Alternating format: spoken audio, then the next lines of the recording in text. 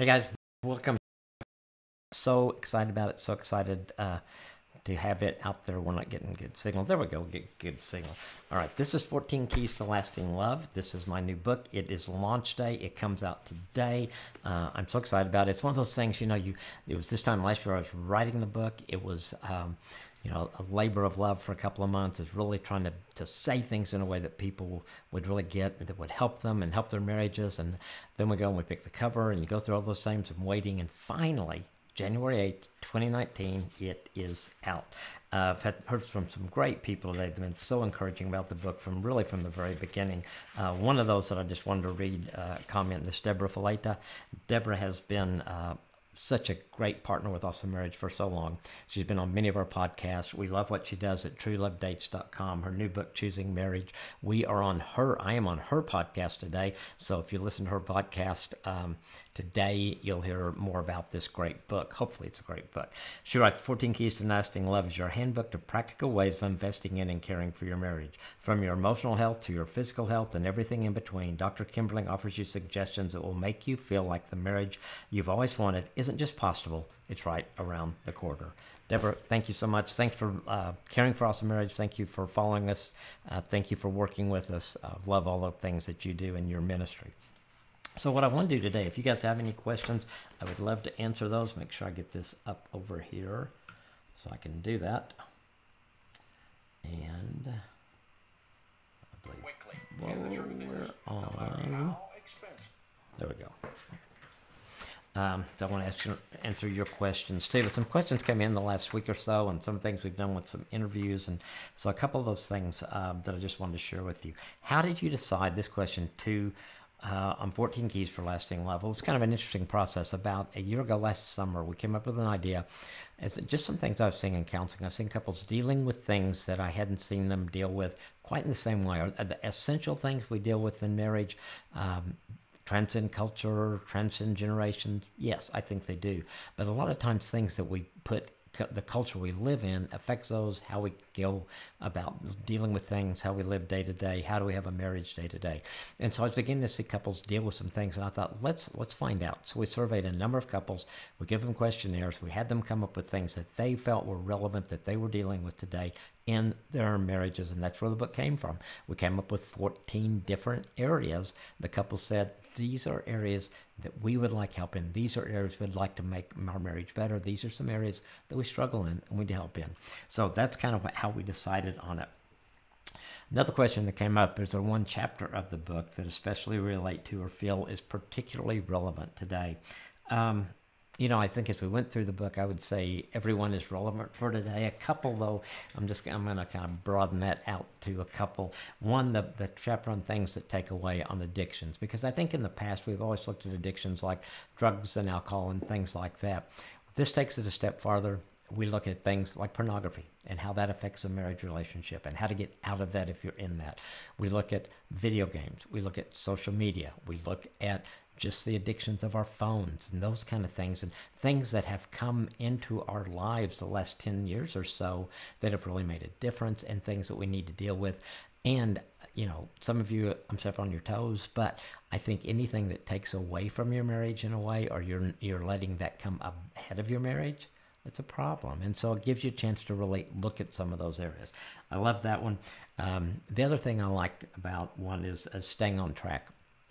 Because I think with all the distractions we have in our culture today, staying on track together as a couple, staying connected, staying best friends is not easy. And so we talk about that and talk about ways to do that. In the book, there's examples of lots of couples that have done things well, some that have been in trouble and came out of it, some that have been in trouble and didn't come out of it. But in overall, it's like, if I'm identifying with some of these people, some of these couples, how do we come out with an answer, a solution that's good for us? Of course, we talk about sex and intimacy. We talk about the differences in those two. In fact, let's just kind of look back through, and let's kind of look through, and I'll kind of tell you the titles, and we will kind of what's in the book. Chapter 1 is staying on track, commonality, and more. How do we do that? How do we do that in our culture? 2, wearing their shoes, empathy. In this this culture that says take care of yourself. How do we empathize? Some of us, I think, don't even realize how to do that. Marriage on hold kids, what do we do? How do we raise our kids to be the kids we want them to be, but yet not put our marriage on the back burner during that time? Number 4, taking care of your personal health. Man, taking care of you is important. If you're going to be around for your family, you're going to be around for your spouse, you got to take care of yourself, and it makes you feel better. And we talk about some practical ways that a couple can do that together. Things that take away addictions, I mentioned that. Friends or foes, conflict behavior. How do we do conflict so we don't become enemies? How do we do conflict in a way that grows our marriage and draws us closer together? Mammon and God, money and spirituality, do they go together? How do they go together? Why do they go together? We're going to look at that. But friendship, who's your best friend? Who's your bestie? Most of us come into marriage wanting our spouse to be that best friend. How do you do that? What if you've been there and lost it? How do you get that if you've never had it? We talk about daily touch points, talking. How do you look for those points to connect on a daily basis that are going to make a difference over time? Number 10, sex. How often? We talk about the sex relationship. Talk about in our culture today.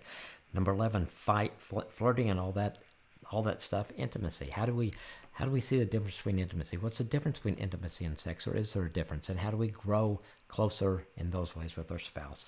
Number 12, distance, how to bridge the gap. Man, so many people, distance, and it may come, you maybe live in the same house, sleep in the same bed, but you feel distant. You may travel a lot, so you're distant. But how do you close that gap when distance becomes a part of your life or your marriage relationship? Role models. What did you see in your role models? When the home you grew up in, did you bring forward things that were good and bad, or just the good things or just the bad things? What can you do about that? And finally, that other thing in your life, the thing that all of us have to deal with, they all have to figure out how do we handle this. That's the internet. So those are kind of the quick overlook at the 14 keys. All right.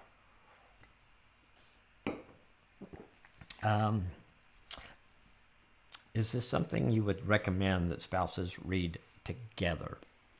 Yeah, of course. I think that the absolute best thing is for a couple to read this together, whether they have their own copy each, whether they sit down and read it together.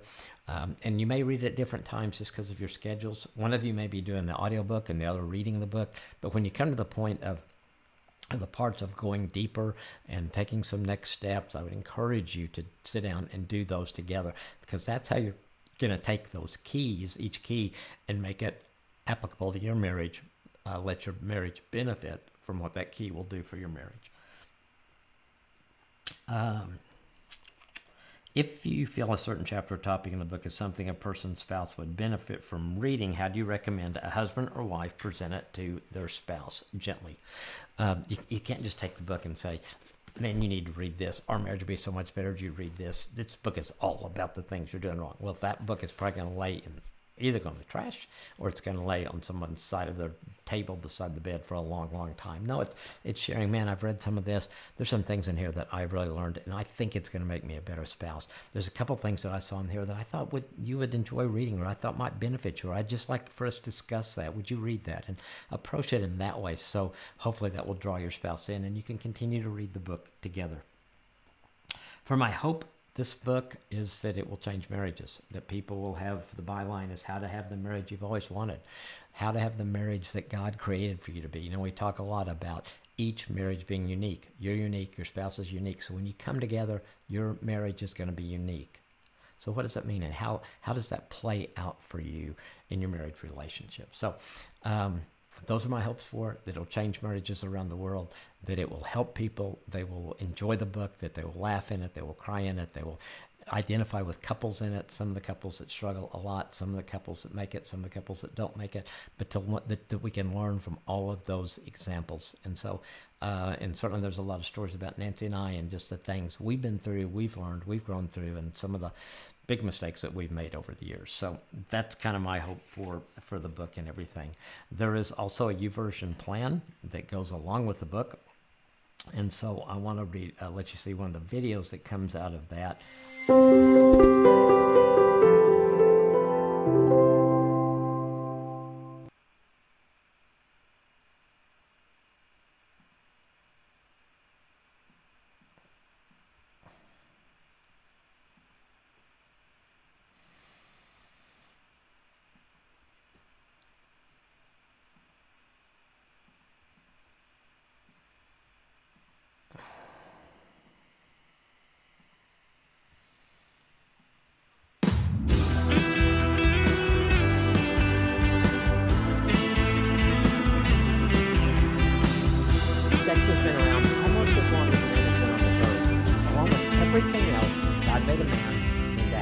and he placed him in this amazing place called the Garden of Eden.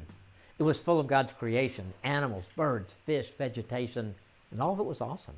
But there was one problem. Adam needed something else. With all God created around him, Adam felt alone. Adam needed something that God had not yet created. So God caused Adam to go into a deep sleep, and he took a rib from Adam's side, and he made Eve. God made woman. Think about this. Adam woke from this deep sleep, and there before him, God placed Eve. I have no idea what Adam said then, or even what language he spoke, but I just think it had to be something along the lines of, wow! And then there's more. The Bible tells us they were naked and unashamed. No clothes, and physically, mentally, spiritually, and emotionally safe. I'm thinking that in Genesis 2, the sex was probably great. There was nothing to get in the way of enjoying God's gift. Then in Genesis 3, things changed. Sin entered the picture. Adam and Eve put on clothes. Probably lost some of the safeness in their sex life. Probably got a little complicated too. The good news is the whole naked and ashamed thing that Adam and Eve started out with can still be there for us today. Why? Because it was part of God's plan for marriage. Him, we can have everything in marriage just like it was designed, and that includes sex.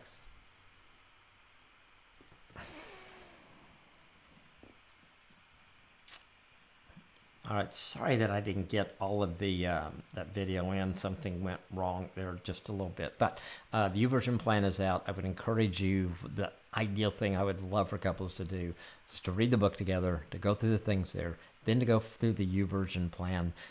It's just to highlight a few of the things, and hopefully both of those, it's going to help you just really get the most out of the book, 14 Keys to Lasting Love.